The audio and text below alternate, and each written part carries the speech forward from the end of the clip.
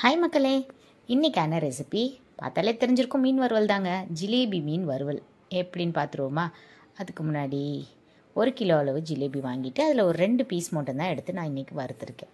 அது எப்படின்னு பார்ப்போம். ஃபார் பிகினர்ஸாக இருந்தால் இந்த ஸ்டெப்பை ஃபாலோ பண்ணுங்கள். மீன் கழுவுறது, மேரினேஷன், அப்புறம் பொரிக்கிறது, இது 3மே நீங்கள் ஈஸியாக கற்றுக்கலாம். இன்ட்ரெஸ்ட் மட்டும் இருந்தால் போதுங்க. எந்த விஷயமா இருந்தாலும் ஈஸி தான். அந்த அக்கா மீன்லேருந்து முள் எடுக்கிறதே ரொம்ப இன்ட்ரெஸ்டிங்காக இருந்துச்சா? ஸோ உங்கள் ஊர் சைடெலாம் இப்படி தான் எடுப்பாங்கன்னு நினைக்கிறேன். எங்கள் ஊர் சைடும் இப்படி தான் எடுப்பாங்கங்க. ஹாய், என்ன அழகாக எடுத்துட்டாங்க பார்த்தீங்களா? அப்புறம் இங்கிட்டு ஒரு விட்டு அங்கிட்டு ஒரு விட்டு வெட்டி அருமையாக குடலெல்லாம் க்ளீன் பண்ணி கொடுத்துட்டாங்க. பார்க்கவே ரொம்ப அழகாக இருந்துச்சு. அதான் அப்படியே ஒரு வீடியோ எடுத்துட்டேன்.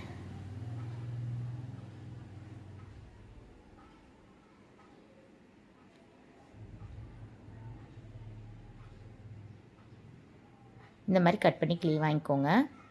வாங்கினதுக்கப்புறம் இனிமேல் தான் நமக்கு மெயின் வேலையை ஆரம்பிக்குது. நேராக ஷிங்க் ஏரியா போயிட்டு ஷிங்க் ஏரியாவில் ஃபஸ்ட்டு ஒரு வாஷ் பண்ணிடலாம். இந்த மாதிரி ரன்னிங் வாட்டரில் வாஷ் பண்ணுங்கள், எப்பயுமே ரொம்ப நல்லது.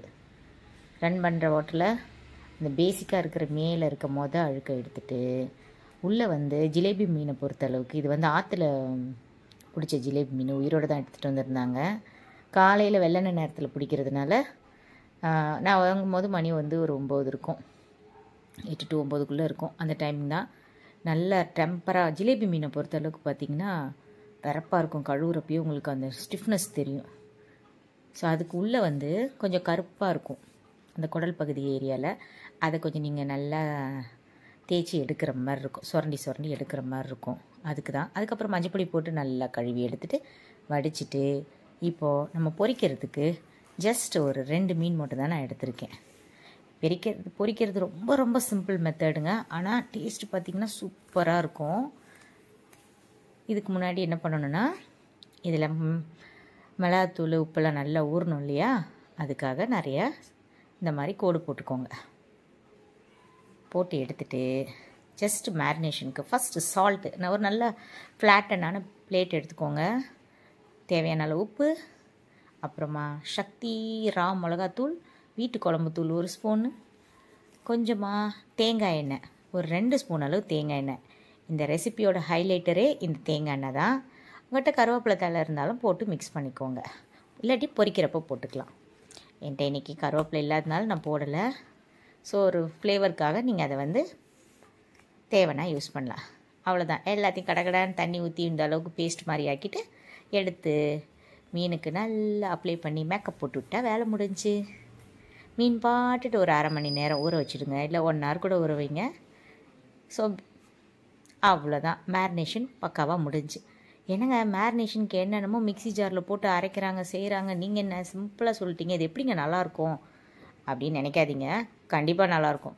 ரொம்ப சிம்பிள் மெத்தட். ஆனால் நீங்களே அடுத்தடுத்து செய்யணும்னு நினைக்கிற அளவுக்கு யம்மியாக இருக்கும். ரொம்ப ஓவர் பில்டப் பண்ணுறேன்னு நினைக்காதீங்க. மீனுக்கு இந்த மேரினேஷனே போதும். இதுதான். இது இப்போ லேட்டஸ்ட்டாக எல்லோரும் வெங்காயம், இஞ்சி பூண்டு பேஸ்ட்டு எல்லாமே சேர்க்குறாங்க. ஒவ்வொன்றும் ஒரு மெத்தடு. இது ஒரு மெத்தடுங்க.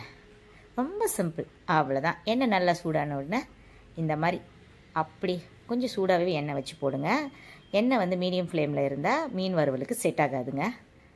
ஸோ இதில் நல்லா கொதிக்க எண்ணெய் சூடாக இருக்கணும். அப்படி மீனை போட்டால் போக கிளம்பணும். அப்போ தான் அந்த மீனில் ஒரு ஃப்ளேவர் க்ரியேட் ஆகும்.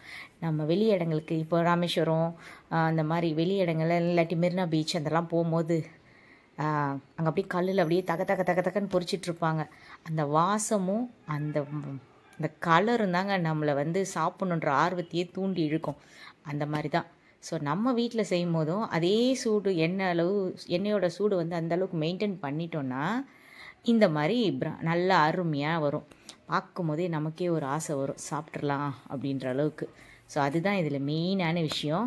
ஸோ எப்பயுமே மீன் பொரிக்கணுன்னா எண்ணெயை நல்லா சூடாக வச்சு பொரிச்சிட்டு வாழை இலையில் வச்சு கொஞ்சம் வெங்காயம், கொஞ்சம் வேணும்னா உங்களுக்கு லெமன் யூஸ் பண்ணிக்கோங்க. அப்படியே சும்மா ஜஸ்ட் அது ஒரு புளிஞ்சு சாப்பிட்டா டேஸ்ட்டாக இருக்கும். இல்லைங்க நாங்கள் அப்படியே சாப்பிட்ருவோம்னாலும் சாப்பிட்ருங்க. அதெல்லாம் சும்மா ஒரு அழகுக்காக வைக்கிறது தான். அதை வச்சு தான் சாப்பிட்ணுன்னு எந்த கட்டாயமும் கிடையாதுங்க. இது சாதத்தோடு நம்ம சாப்பிடும்போதும் சாப்பிட்டுக்கலாம், ஃப்ரீயாகவும் நம்ம பாட்டு எடுத்து வச்சு சூப்பராக நமக்கு என்ன பிடிக்குமோ அப்படி சாப்பிட்றதாங்க ஃபுட்டோட ஒரிஜினல் டேஸ்ட்டே. நம்ம என்ன ஆசைப்பட்றோம், நம்ம மனசுக்கு அப்போ வந்து எவ்வளோ ஹாப்பினஸ் கொடுக்குது அந்த ஃபுட்டு, எப்படி சாப்பிட்டா பிடிக்குதோ அதுதான் நம்மளை எல்லாருக்கும் கம்ஃபர்ட் ஃபுட்டு. அந்த மாதிரி தான். ஸோ இப்படி தான் சாப்பிட்ணும், அப்படி தான் சாப்பிட்ணுன்னு இதிலெல்லாம் எந்த ரூல்ஸும் கிடையாது. ஹாப்பியாக குழந்தைங்களுக்கு கொடுத்துட்டு நீங்களும் சாப்பிடுங்க. ட்ரை பண்ணி பார்த்துட்டு எப்படின்னு கமெண்ட்ஸில் சொல்லுங்கள். ஸோ ரொம்ப சிம்பிள் மெத்தட், பிகினர்ஸாக இருந்தால் ட்ரை பண்ணுங்கள், உங்களுக்கு ரொம்ப பிடிக்கும். தேங்க்யூ.